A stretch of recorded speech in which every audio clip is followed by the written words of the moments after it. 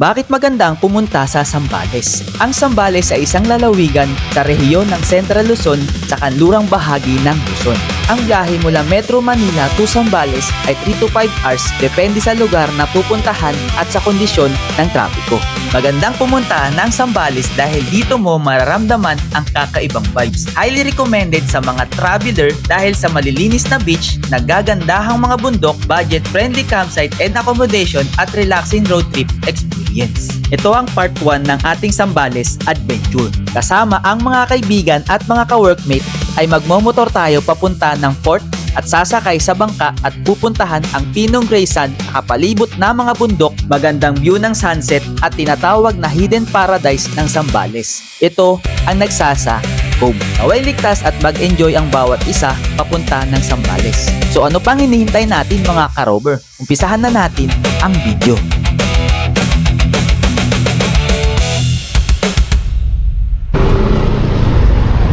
Sir, good morning sir. Morning, sir. Yo. Eh sir.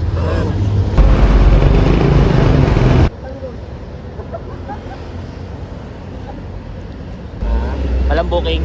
Walang? Booking. Wala. Mahina. Mahina. Saan? Outing ko na lang yan. Kaya na mga ano. Nakuha na ayuda. Nakuha. Ay, boy. Parang na-outing ako ngayon eh. Ako ang bike eh. Sir. Ulit lang ako. Oo, din ako sir. Ulit ka ng duty mo, boy. Ulit ka ng duty mo. Nakuha na yung order mo dun. Ito kayo ah. Mga 3:16 AM na kami nakaalis sa meeting place namin at kaming dalawa ni paring Arnel ang nasa unahan. Ang iba pa naming mga kasama ay nasa sasakyan ni Sir Ariel at sa Bataan na daw kami magkikita-kita at mag-aalmusal bago pumunta ng Zambales. Ako una. Ako unang mag-guide sa kanila. Magal lang. Magal lang tayo guys kasi magal lang magpatakbo. May mga kasabay tayong truck. Hindi pa kami gaanong nakakalayo ay namali na ako agad sa pag-set ng maps. Muntik pa makapasok sa NLEX. Sorry guys, akin. NLEX to eh.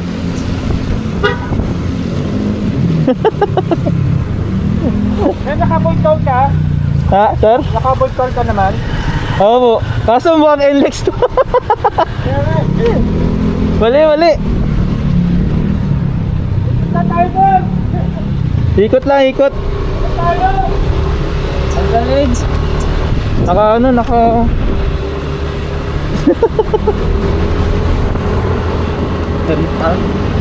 Nakaset pala sa car. Hindi. Uy, ayos to ah. Warm up lang yan sir, warm up. Warm up lang. Bakit kakaduha ka? Kumalang ka kaya? Dami truck, subay-subay. Nakatakot na ito ah. Sila oh. Yun, yun na lang. Yun, thank you. Tablis na to. Bisa natin konti siguro yung mga 50 to 60 yung takbo. Ating. Ha? Parang hindi ko alam eh na ano. Uy, hindi nakaset pala na ano. Pang expressway. Oh, daming truck oh.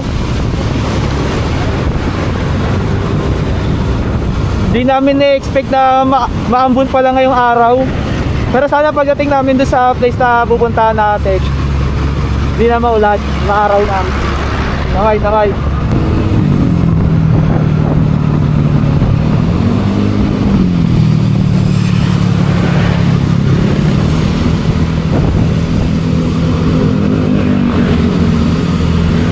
Nakarating na ang bawat isa sa Bataan. Ngunit pagdating sa Bataan ay nagkawatak-watak ako. Buti na lang ay may share location at mabilis na na-locate ang iba pa naming mga kasama.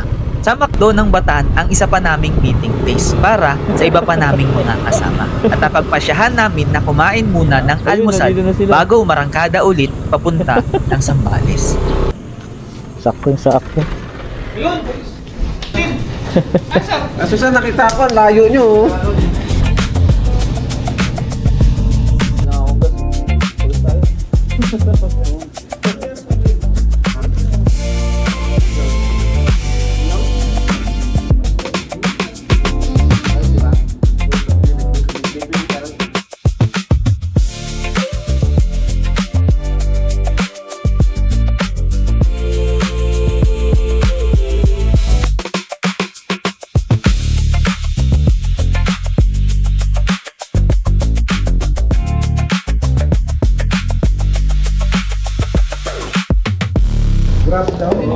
Mamaya magpapalakpakan tayo. Holiday ng mga rider. Day off. Wala mo nang ano Wala mo na magbubuk. Wala mo nang magbubok Yung bagong ligo kong motor, ang dumi na agad. Bakit nga, putik-putik na yan. Kakaligo lang kagabi. Ano yung camera mo? Ano to eh? Medyo may ano siya eh. Ay na, may... Ayun, okay na. Okay na. Malinaw na. Alikabok. Alikabok kasi pre. Paano ba naman? Yung Mitsubishi, inapayan tayo ng usok eh. Oo. Mitsubishi no, ang itim ng usok. Sino mo itim ng usok? Yung Mitsubishi. Gago nga. Ayun na. Sabi ko, pre, ayun na. Mitsubishi na, ganun din ako dun. Tata ulit. Balik. Tapos na kami mag-almusal. Tours ang biyahe, papunta naman ng Sambales. SG. Bukas to, back to. Isang biyahe na to. Ay! Ay, ano yan?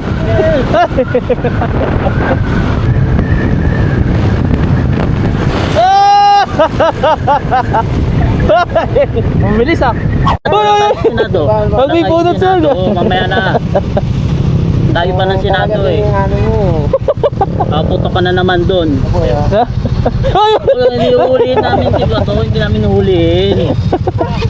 Hindi maghuli yung... Bubulat ang ano eh. Bunot kasi.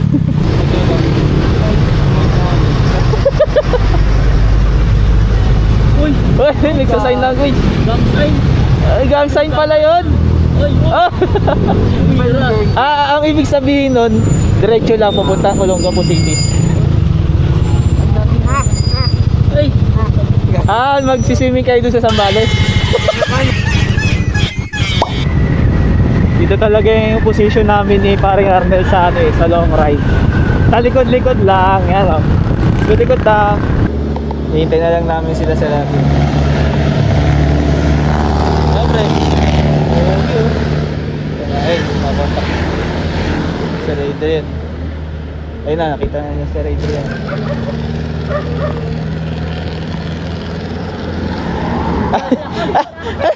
Gaganon din ako eh! Akala ko, Gaganon na! altis din kasi. Akala ko sila sa Ariel nakakulay.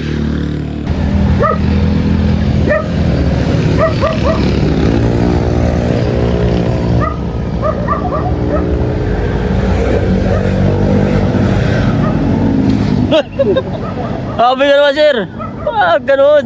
May agis.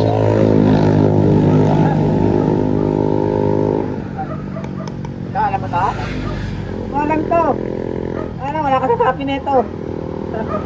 Pangalan mo. Para saan yan sir? Ako yun. Para saan? Pag ganyan, ano, yari, kubirik. Panggila yan, boy. Patanggalin mo yan, lalagay mo dun sa harapan. Ganun ha. Dapat nandun na sa harapan. Eh, dito. Panghila. Pangit doon, para may titing nakausap yan. Ganun eh. Parang crash gear, no?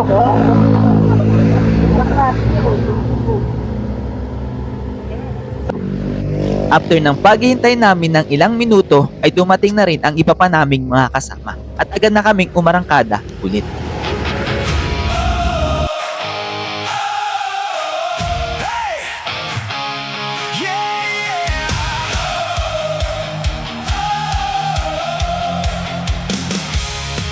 Start the engine, come on now, hop on in. An amazing trip, the wheels are set to spin. to be wealthy, just kind of hard. Let's begin this wonderful journey. May you be the center of every journey, our guide along the road every step of the way. With friends beside us, loved ones near, every adventure is sure to be filled with cheer. Wonderful journey, come on, let's go. Everyone will find their share of joy. On every road and every view we see, new memories are made to last eternally. Wonderful journey, sing along the song. Laughter and stories will carry us on, no matter how far our destination may be, as long as we're together. It's a wonderful journey, eh, where the mountains or oceans we may reach. I wanna cherish every moment within my reach. Oh, the camera is ready to capture every side. Memories we'll treasure for the rest of our lives. There's nothing to worry about along the way.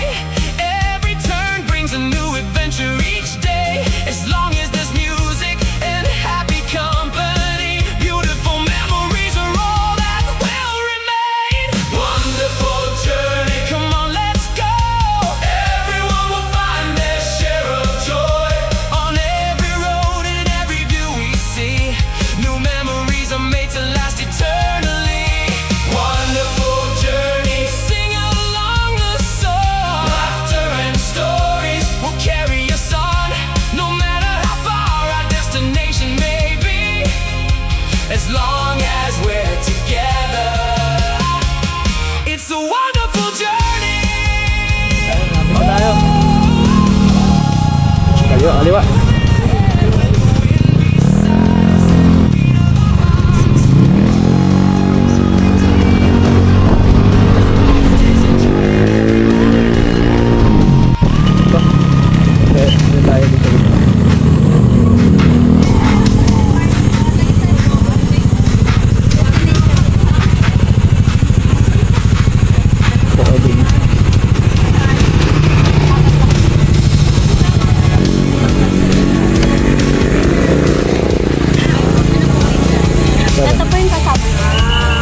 Ito po. Ayan. Yan yung gwapo. Singilin yan, te. Hindi nagbabayad yan. Ito babayad yan. Ay, tayo po, che. Te, tara.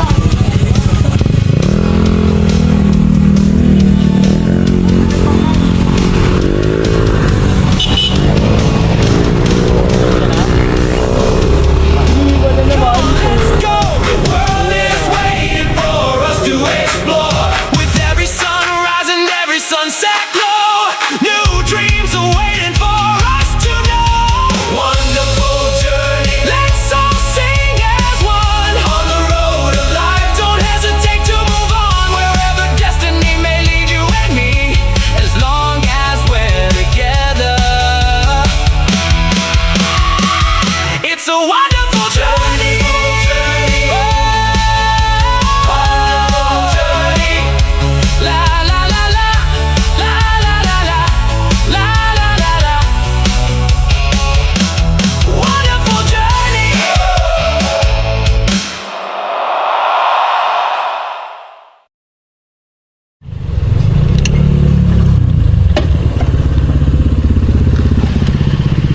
Touchdown.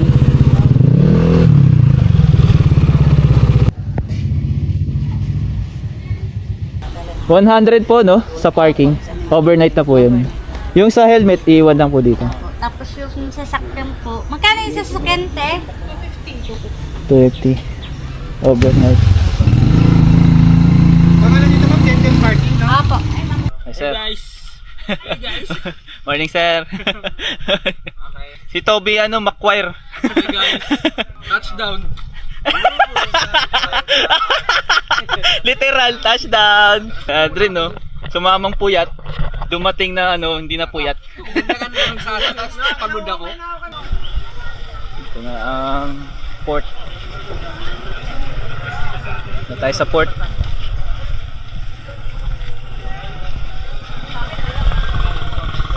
Iwan.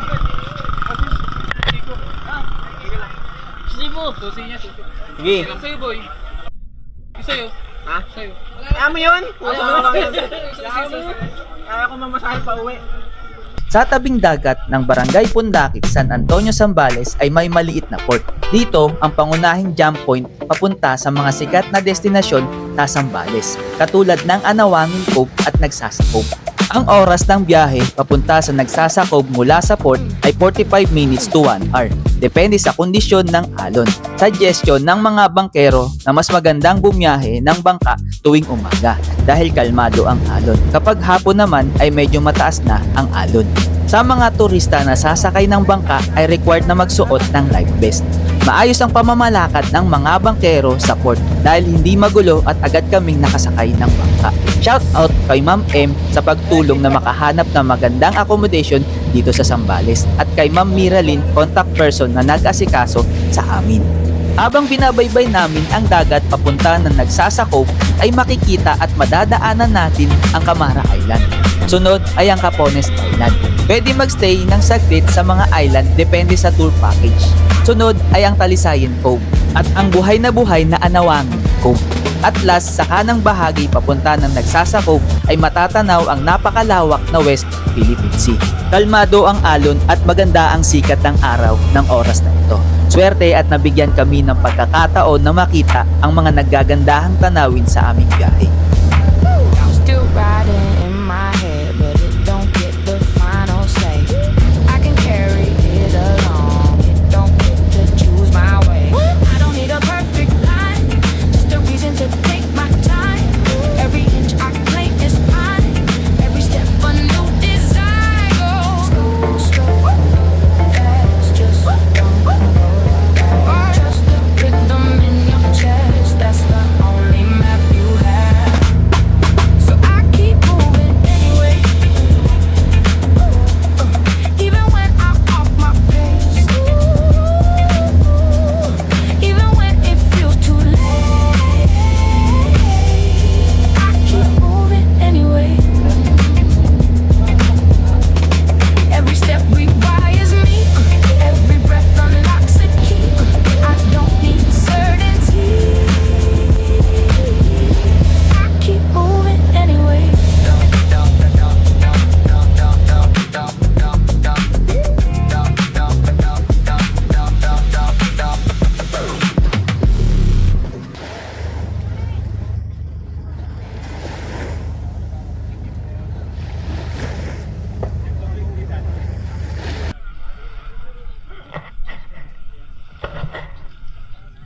Nandito na tayo ngayon sa Nagsasakog.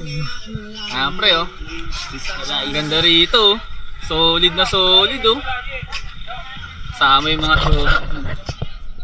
sila. Ito yung tent namin, no. Iisa lang yung kulay kasi baka magkamali kami ng pasok, eh. Yan. Nel, no, okay ka lang dyan? Okay lang. Ganda ng view, kitang-kita yung brown na bundok. Yan, no. Saka yung dagat. Tapos ito pa rito, kaliwat kanan na bundok. Walang signal, no? Pag pumunta kayo dito, guys, walang signal. Pero maganda yung tanawin. Makakalimutan mo talaga yung mga stress na nararanasan mo sa trabaho. Pag sinachat ka sa office nyo, ni-istorbo ka kahit nasa lupaan pa man nagpapakasyon nyo. Dito, no stress. No stress, No signal. no signal, no stress, no? No wifi. Kasi pag may wifi dito, puro ka cellphone. Wala pa dyan Wala. sa office. At agad na kaming kumain ng masarap na tanghalian. Sira ang diet ko neto, gawa na ang sarap ng lutong ulam dito sa campsite. Napa-extra rice ang bawat isa. Dito na muna matatapos ang part 1 ng ating Zambales adventure. Naway nag-enjoy ang bawat isa at abangan ang mga susunod pang mga video.